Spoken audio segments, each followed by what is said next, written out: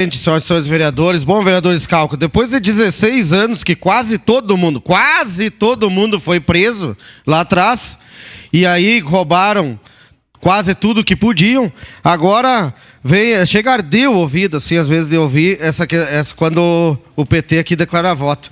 Aí é o governo Lula que fez, é o governo Lula que tem um déficit de 230 bilhões de reais, é o governo Lula que gasta 65 milhões de reais em 62 dias de viagens, é o governo Lula que tem 76% de aumento no governo, de viagens no governo, é o governo Lula que gasta 2,6 milhões no cartão corporativo, é o governo Lula que tem 27 milhões de imóveis em reformas, é o governo Lula que comprou 252 mil imóveis, é o governo Lula que gastou 65 mil reais num sofá, é o governo Lula que gastou 114 mil reais num tapete, e é o governo Lula que gastou 42 mil numa cama. Vocês viram alguma coisa de educação?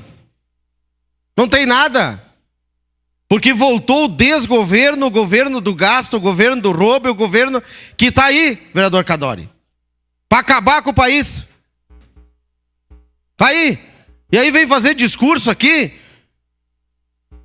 Então tá, vamos cobrar esse discurso aqui que ficou nos anais, que a Universidade Federal vai estar em Caxias. Mais 2 anos e 7, 8 meses eles têm para isso.